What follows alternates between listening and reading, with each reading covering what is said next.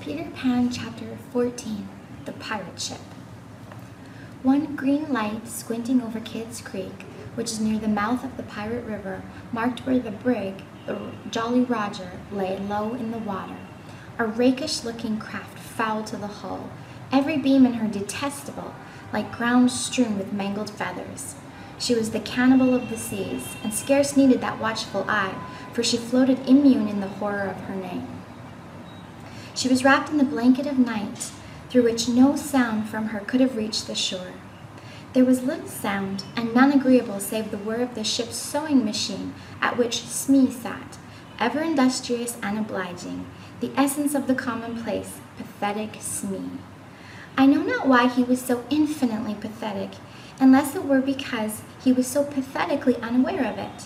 But even strong men had to turn hastily from looking at him, and more than once on summer evenings he had touched the fount of Hook's tears and made it flow. Of this, as of almost everything else, Smee was quite unconscious. A few of the pirates leant over the bulwarks, drinking in the miasma of the night. Others sprawled by barrels over games of dice and cards, and the exhausted four who had carried the little house lay prone on the deck, where even in their sleep they rolled skillfully to this side or that out of Hook's reach, lest he should claw them mechanically in passing. Hook trod the deck in thought. O man unfathomable, it was his hour of triumph. Peter had been removed forever from his path, and all the other boys were in the brig, about to walk the plank. It was his grimmest deed since the days when he had brought barbecue to heel, and knowing as we do how vain a tabernacle is man, could we be surprised that he had now paced the deck unsteadily, bellied out by the winds of his success? But there was no elation in his gait, which kept pace with the action of his somber mind. Hook was profoundly dejected. He was often thus when communing with himself on board ship in the quietude of the night. It was because he was so terribly alone. This inscrutable man never felt more alone than when surrounded by his dogs. They were socially inferior to him. Hook was not his true name. To reveal who he really was would even at this date set the country in a blaze.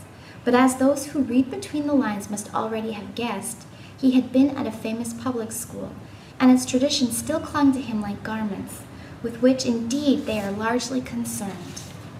Thus it was offensive to him even now to board a ship in the same dress in which he grappled her, and he still adhered in his walk to the school's distinguished slouch. But above all, he retained the passion for good form. Good form! However much he may have degenerated, he still knew that this is all that really matters. Far from within him he heard a creaking as of rusty portals, and through them came a stern tap, tap, tap, like hammering in the night when one cannot sleep.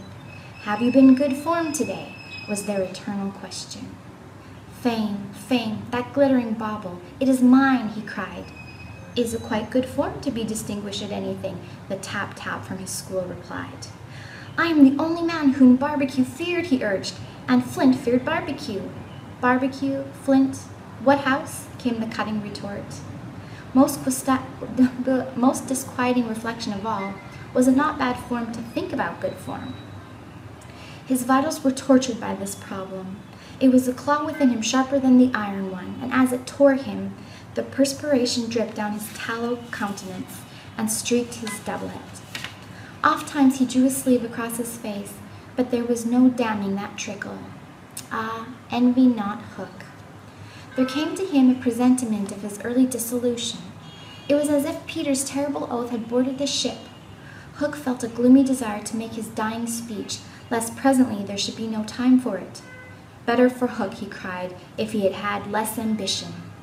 It was in his darkest hours only that he referred to himself in the third person. "No little children to love me." Strange that he should think of this, which had never troubled him before.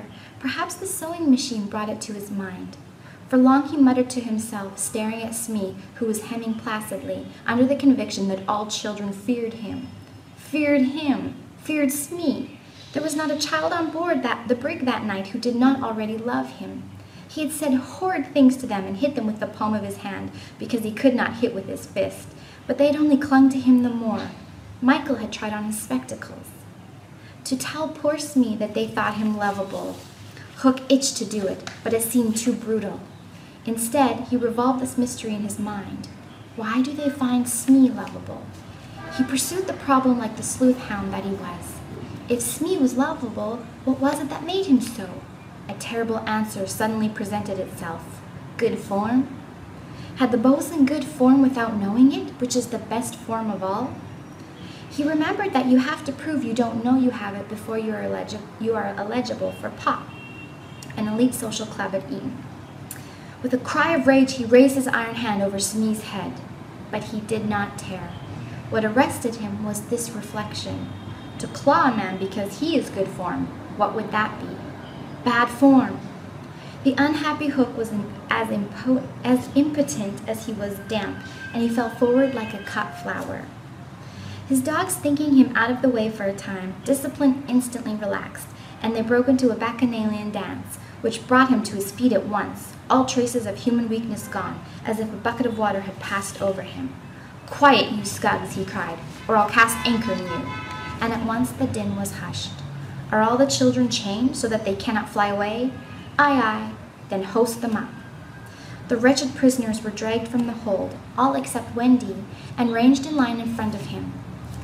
For a time he seemed unconscious of their presence. He lolled at his ease, humming, not unmelodiously, snatches of a rude song, and fingering a pack of cards. Ever and anon, the light from his cigar gave a touch of color to his face. "Now then, bullies," he said briskly, "6 of you walk the plank tonight, but I have room for 2 cabin boys. Which of you is to be?" "Don't irritate him unnecessarily," had been Wendy's instructions in the hold, so Toodles stepped forward politely.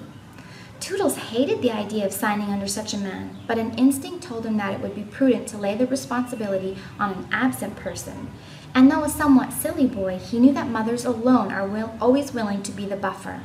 All children know this about mothers, and despise them for it, but make constant use of it.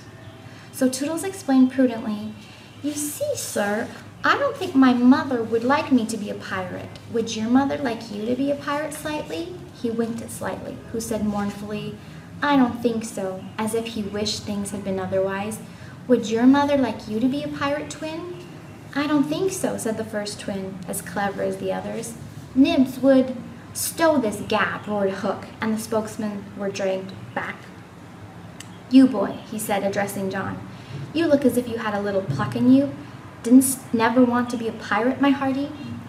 Now John had sometimes experienced this hankering at maths prep, and he was struck by Hook's picking him out. "I once thought of calling myself Red-Handed Jack," he said diffidently. "And a good name, too.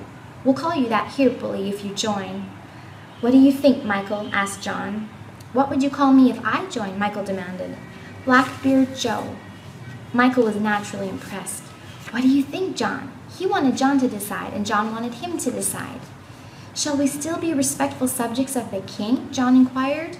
Through Hook's teeth came the answer. "You would have to swear, 'Down with the king.'" Perhaps John had not behaved very well so far, but he shone out now. "Then I refuse," he cried, banging the barrel in front of Hook. "And I refuse," cried Michael. "Rule Britannia," squeaked Curly.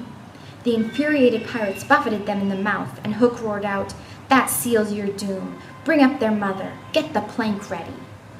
They were only boys, and they went white as they saw Jukes and Checo preparing the fatal plank, but they tried to look brave when Wendy was brought up. No words of mine can tell you how Wendy despised those pirates. To the boys there was at least some glamour in the pirate calling, but all that she saw was that the ship had not been tidied for years. There was not a porthole on the grimy glass of which you might not have written with your finger, "Dirty Pig," and she had already written it on several. But as the boys gathered round her, she had no thought, of course, save for them. "So, my beauty," said Hook, as if he spoke in syrup, "you are to see your children walk the plank." Fine gentleman though he was, the intensity of his communings had soiled his ruff, and suddenly he knew that she was gazing at it. With a hasty gesture, he tried to hide it, but he was too late. "Are they to die?" asked Wendy, with a look of such frightful contempt that he nearly fainted. "They are," he snarled. "Silence all," he called gloatingly, for a mother's last words to her children. At this moment, Wendy was grand. "These are my last words, dear boys," she said firmly. I feel that I have a message to you from your real mothers, and it is this: we hope our sons will die like English gentlemen." Even the pirates were awed, and Toodles cried out hysterically, "I'm going to do what my mother hopes. What are you to do, Nibs?" "What my mother hopes. What are you to do, Twin?" "What my mother hopes. John, what are—" But Hook had found his voice again. "Tie her up," he shouted. It was Smee who tied her to the mast. "See here, honey," he whispered, "I'll save you if you promise to be my mother." But not even for Smee would she make such a promise. "I would almost rather have no children at all," she said disdainfully. It is sad to know that not a boy was looking at her as Smee tied her to the mast. The eyes of all were on the plank, that last little walk they were about to take. They were no longer able to hope that they would walk it manfully, for the capacity to think had gone from them, and they could stare and shiver only. Hook smiled on them with his teeth closed and took a step toward Wendy. His intention was to turn her face so that she should see the boys walking the plank one by one, but he never reached her. He never heard the cry of anguish he hoped to wring from her. He heard something else instead. It was the terrible tick-tick of the crocodile. They all heard it, pirates, boys, Wendy, and immediately every head was blown in one direction. Not to the water whence the sound proceeded, but toward Hook. All knew that what was about to happen concerned him alone, and that from being actors they were suddenly become spectators. Very frightful was it to see the change that came over him. It was as if he had been clipped at every joint. He fell in a little heap. The sound came steadily nearer, and in advance of it came this ghastly thought: "The crocodile is about to board the ship." Even the iron claw hung inactive, as if knowing that it was no intrinsic part of what the attacking force wanted. Left so fearfully alone, any other man would have lain with his eyes shut where he fell, but that gigantic brain of Hook was still working, and under its guidance he crawled on the knees along the deck as far from the sound as he could go. The pirates respectfully cleared a passage for him, and it was only when he brought up against the bulwarks that he spoke. "Hide me!" he cried hoarsely. They gathered round him, all eyes averted from the thing that was coming aboard. They had no thought of fighting it. It was fate. Only when Hook was hidden from them did curiosity loosen the limbs of the boys so that they could rush to the ship's side to see the crocodile climbing in. Then they got the strangest surprise of the night of nights, for it was no crocodile that was coming to their aid. It was Peter. He signed to them not to give vent to any cry of admiration that might rouse suspicion. Then he went on ticking. So that is the end of Peter Pan, chapter 14.